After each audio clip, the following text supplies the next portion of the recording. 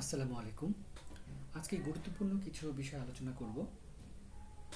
সুস্বাস্থ্যের জন্য আর্দ্রতা ও তাপমাত্রা কিভাবে আমাদের জীবনকে প্রভাবিত করে এবং এই পরিমাণটা কি হওয়া উচিত। আজকের ভিডিওটা প্রডিউস করতেছে পাইনি করবিট। আর্দ্রতা কি? আর্দ্রতা হচ্ছে বাতাসে জলীয় বাষ্পের পরিমাণ, যা আমরা পার্সেন্টেজ দিয়ে বুঝে থাকি। যেমন বাতাসে কত পার্সেন্ট জলীয় বাষ্প আছে। বাচ্চাদের জন্য বা মানুষের জন্য যেই রেঞ্জটা সবচাইতে উত্তম সেটা হচ্ছে 40% থেকে 60%, যা কিনা 50%-এর কাছাকাছি থাকা সবচাইতে ভালো, যেটা শ্বাসতন্ত্রের জন্য অনেক বেশি উত্তম। এবং আমাদের যেটা স্বাস্থ্যের জন্য ভালো যে তাপমাত্রাটা সেটা হচ্ছে 22 ডিগ্রি থেকে 27 ডিগ্রি সেন্টিগ্রেড পর্যন্ত, এবং যা আমরা যদি ফারেনহাইটে বলি 72 থেকে 79 ফারেনহাইট পর্যন্ত।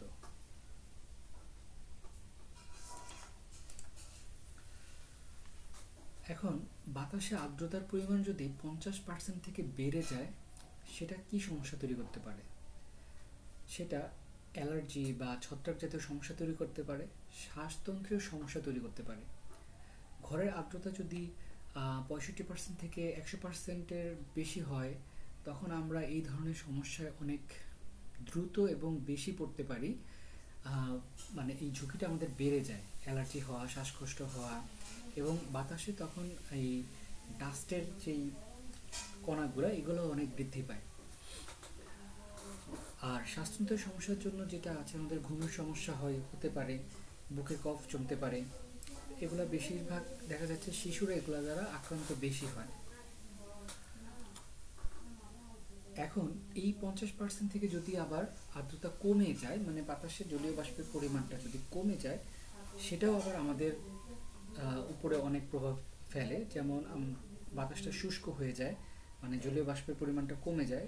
এটা আমরা বেশি ফিল করি যখন 40% থেকে 10%-এর নিচের দিকে থাকে এই পার্সেন্টেজটা। তখন আমাদের দেখা যাচ্ছে যে ত্বক শুষ্ক হয়ে যায়, গলা শুষ্ক হয়ে যায়, ঠিক আছে, চুলকানি হতে পারে, অনেক সময় অস্বস্তিও হতে পারে। আর হচ্ছে শিশুদের জন্য যেটা হয়, পানি শূন্যতা হয়, শ্বাসকষ্টের কারণ হয়ে দাঁড়ায়।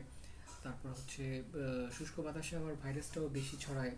তো এইসব প্রবলেম কমপ্লেক্সিটিগুলো তৈরি হয়।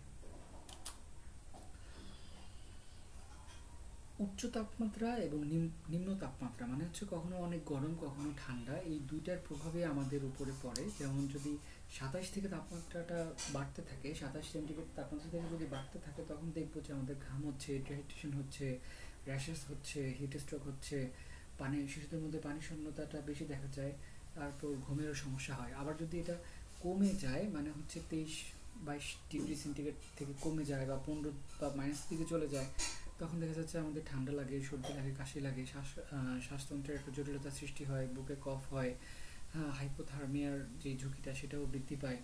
সো এই তাপমাত্রা বৃদ্ধিটাও আমাদের জন্য ক্ষতিকর, এবং তাপমাত্রা কমে গেলেও আমাদের জন্য ক্ষতিকর। এই পরিবর্তনটা, এই আর্দ্রতা এবং তাপমাত্রার যে পরিবর্তন হয়, এটা যদি বেশি হয়, ঘন হয় বা দ্রুত হতে থাকে এরকম কনফ্লিক্টটা, তখন দেখা যাচ্ছে আমাদের অ্যালার্জেটিক প্রবলেম হইতেছে, শ্বাসতন্ত্রে ইনফেকশন হইতেছে, নিউমোনিয়া হইতেছে। বিশেষ করে বাচ্চাদের দেখা যায় দ্রুত কফ জমে যাচ্ছে, কফ থেকে আবার ঠান্ডা লাগতেছে, নিউমোনিয়া হয়ে যাচ্ছে, এই প্রবলেমগুলো তৈরি হয়।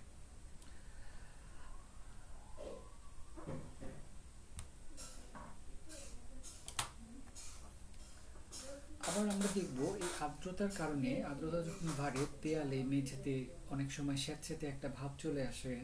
কেমন যেন ওয়েদারটা কেমন যেন একটা স্যাঁতস্যাঁতে ভাব ভাব লাগে আর কি। তো ওইটার জন্য যে প্রবলেমটা হয়, দেখা যাচ্ছে যে ছত্রাক হচ্ছে, ত্বকের বিভিন্ন রোগ হচ্ছে, হাঁপানির সমস্যা হচ্ছে। বিশেষ করে দেয়াল ও মেঝেতে ছত্রাক জন্মায়, যা ঘরের বাতাসকে দূষিত করে এবং শ্বাসকষ্ট ও অ্যালার্জির সমস্যাটাও অনেক ক্ষেত্রে বাড়িয়ে দেয়। তারপর হচ্ছে স্যাঁতস্যাঁতে পরিবেশে ত্বকের বিভিন্ন রোগ হয়, যেমন ফাঙ্গাল ইনফেকশনও হতে পারে। সো রোগীদের জন্য ক্ষতিকারক, এবং ত্বকের লক্ষণগুলো আরও বেড়ে যায়। মানে হচ্ছে আপনার ত্বকে যেই বিভিন্ন ধরনের ফাঙ্গাল বা এই ধরনের বিভিন্ন ধরনের স্কিন রিলেটেড প্রবলেমগুলো দেখা যাচ্ছে যে অনেক দ্রুত বাড়তেছে।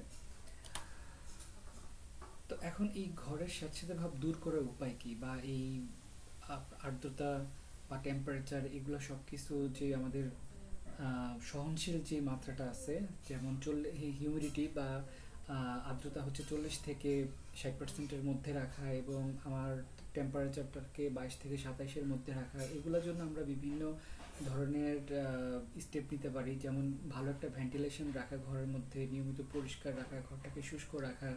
তো এগুলোর জন্য আমরা হিউমিডিফায়ার, ডিহিউমিডিফায়ার, তারপর হচ্ছে এসি ব্যবহার করতে পারি। এসিটা হচ্ছে আমাদের তাপমাত্রা নিয়ন্ত্রণের জন্য ভালো কাজ করে, অনেক ক্ষেত্রে এটা হিউমিডিফায়ারেরও কাজ করে। আর স্পেসিফিক এই ধরনের ডিভাইসও পাওয়া যায়, আমরা এগুলো নিতে পারি, কিনতে পারি। হিউমিডিফায়ারটা বেশিরভাগ সময় আমাদের মানে আর্দ্রতা যদি বাড়াতে হয়, মানে বাতাসে যখন নাকি শুষ্ক হয়ে যায়, 40%-এর নিচে চলে গেল বাতাসে জলীয় বাষ্প, তখন আমরা হিউমিডিফায়ারটা ব্যবহার করতে পারি। আবার বাতাসে যখন নাকি অনেক বেশি জলীয় বাষ্প হয়ে গেল, তখন ডিহিউমিডিফায়ারটা ব্যবহার করতে পারি। সাধারণত এসি থাকা রুমগুলো ডিহিউমিডিফায়ারটা খুব একটা প্রয়োজন হয় না, এসিটাই অনেকটা ডিহিউমিডিফায়ারের কাজ করে।